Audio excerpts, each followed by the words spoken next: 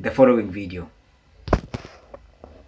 Challenges or hindrance to getting that requirement, then it would be best to comply to it right away, as early as your call center training. Number 3 is having too much fun.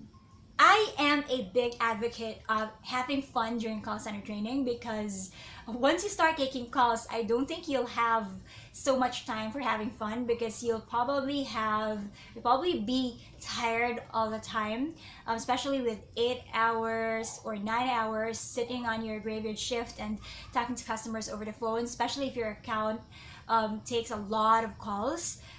So it would be best to have fun as early as call center training, but not to the point that it will harm you and will hinder your ability to think straight when you're already in your call center training. A lot of new hires often have this um, perception in mind that, oh, okay, I'm a new hire, I'm in call center training, so right after shift we'll have a drinking session, we'll get drunk and be merry every single day, every weekend. So I don't think there's anything wrong with drinking after shift, because I've done that too. Or I'm not saying that I'm always right, but I just don't think that there's anything wrong with doing that after shift.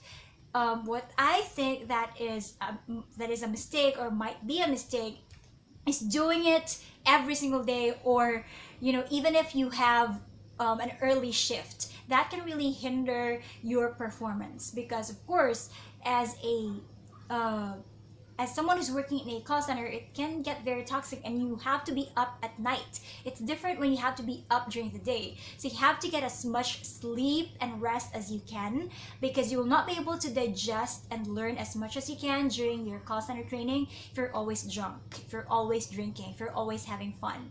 Remember that you are in that call center training to get a job and not to have too much fun. So I hope that means something. Number 4 is not asking questions. I am probably one of those people who don't ask a lot of questions.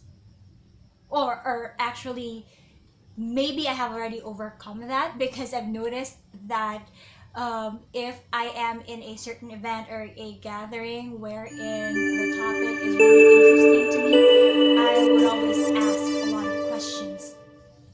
But when you are in call center training, your trainer cannot read your mind. Nobody can probably read your mind. So if you don't ask questions, then you will never know the answer to what's bothering you or what's lingering in your mind. So ask questions as much as you can, but don't be that annoying person who asks questions even when the trainer is still talking. So be best to ask questions if the trainer has already paused or has already asked you if you have some questions, because of course you don't want to disrupt the class by asking that question in the middle of an explanation, right? So it's all about the right timing to ask that question. So ask away.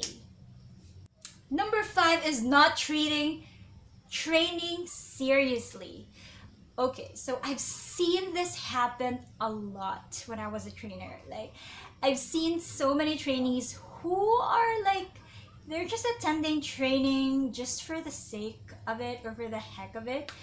I don't know what they want to happen to their lives, what their goals really are, but there are some trainees who just take it too lightly. Like, they just deliberately sleep in class, they deliberately do not study for exams, they deliberately just do not care. I mean, why would you apply and attend a training if you don't even want that job? Maybe just do something else, because aside from you are disrespecting your trainer's time and you're disrespecting your teammates' time, you are just wasting your time being there. So might as well do something else if you're not treating training seriously.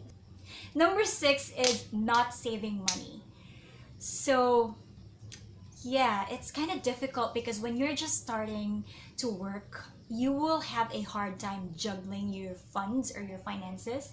But actually, even though you are already an experienced